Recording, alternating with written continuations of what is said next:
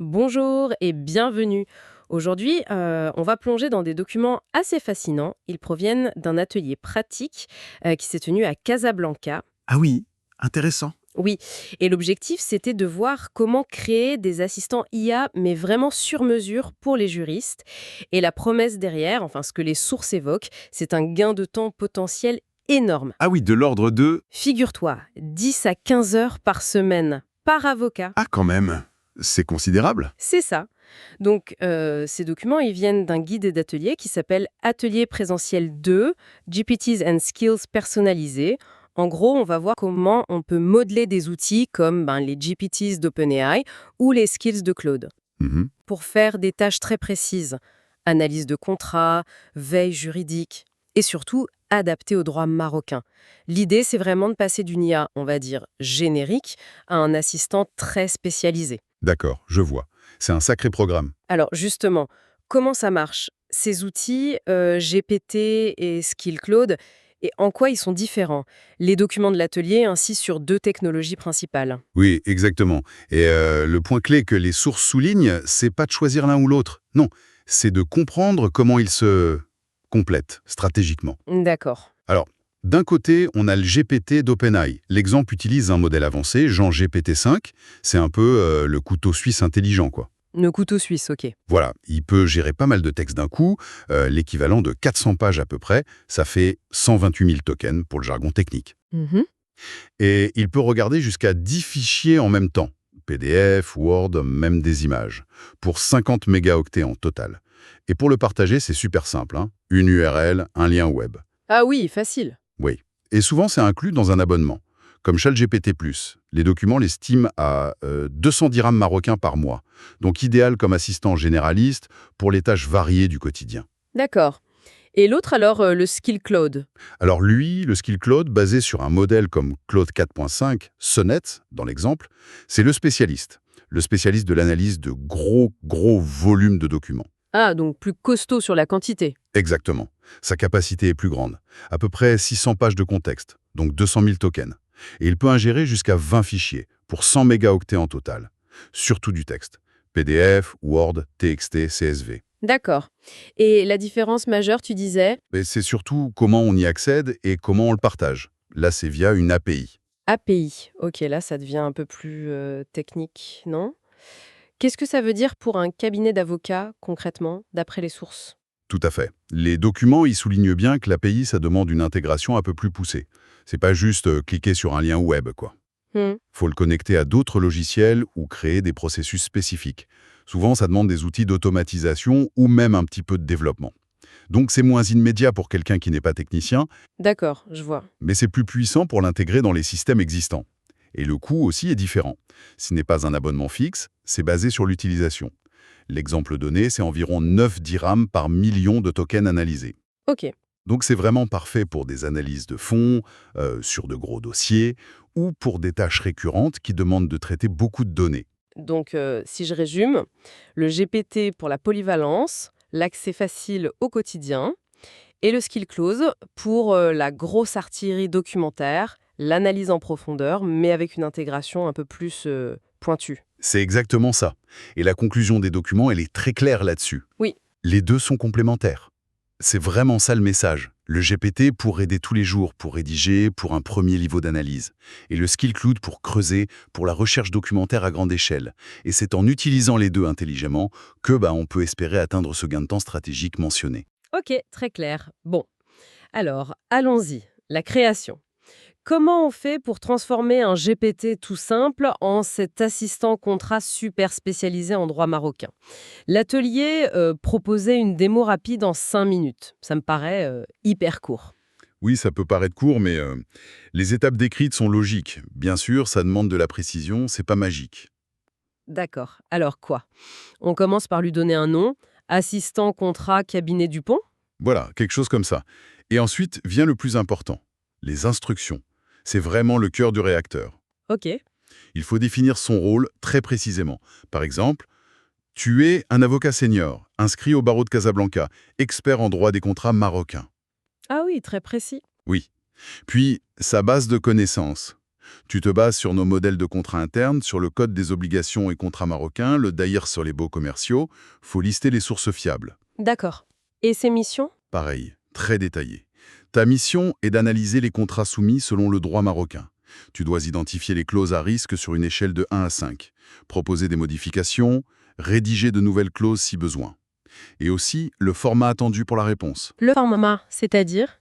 Par exemple, présente tes analyses sous forme de tableau clair en Markdown, cite toujours les articles de loi précis, utilise les montants en MAD, dirham marocain, assure-toi que tout est conforme à la juridiction marocaine. Et il y avait aussi cette notion de garde-fou, non? Les documents insistaient beaucoup là-dessus, j'ai l'impression.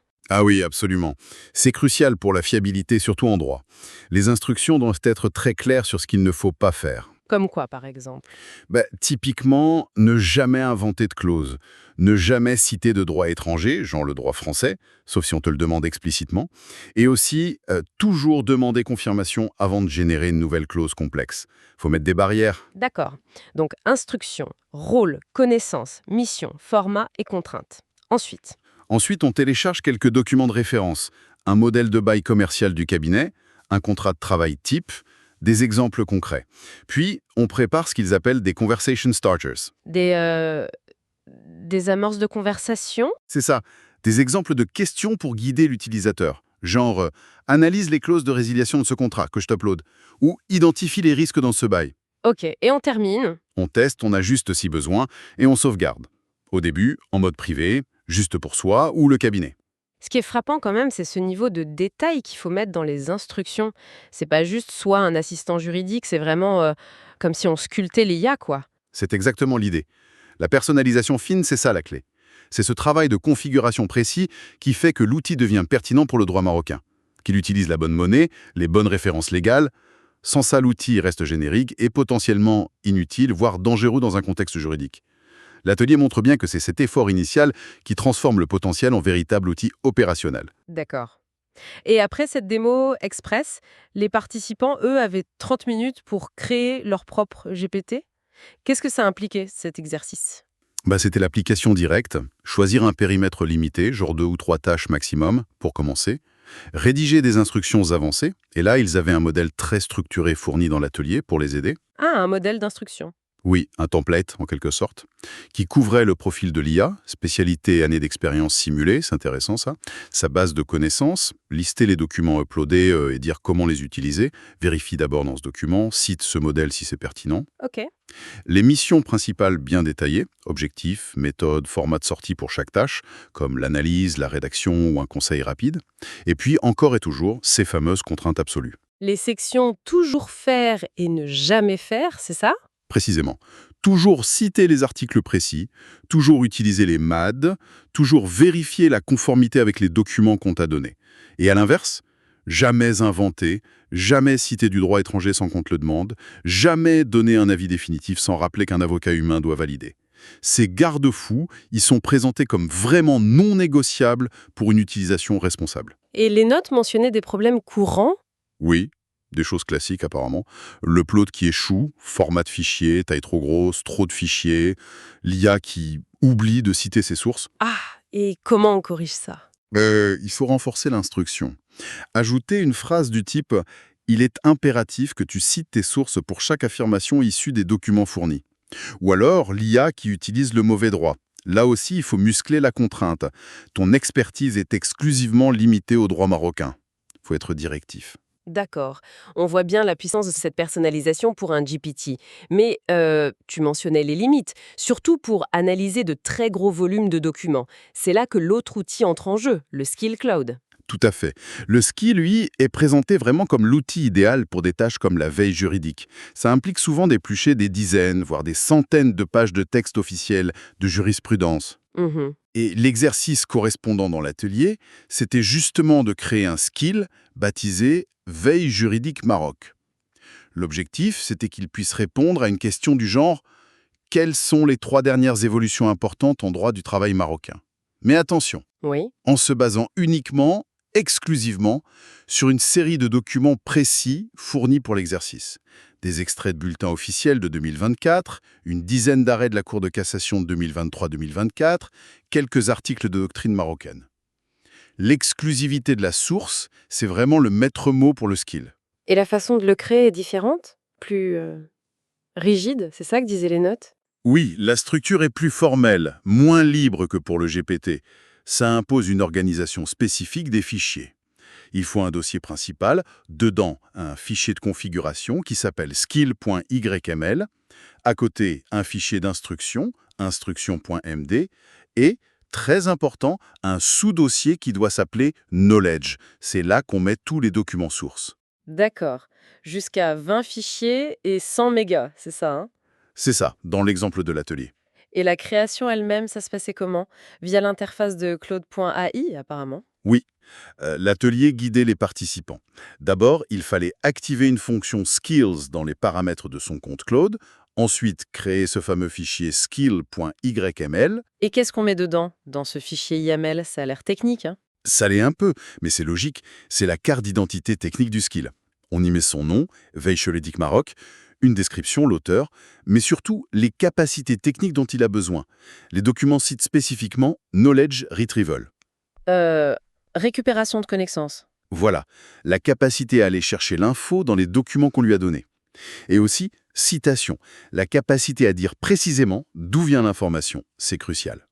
Le fichier définit aussi où sont les documents, knowledge, les formats acceptés, les limites, nombre de fichiers, taille et la taille du contexte, 200 000 tokens ici, donc les 600 pages environ, et puis la langue de réponse, français, le style de citation désiré, précis, et un paramètre assez intéressant, la température. La température, qu'est-ce que c'est que ça? Ça contrôle quoi? En gros, ça contrôle la créativité de l'IA, son audace, on pourrait dire.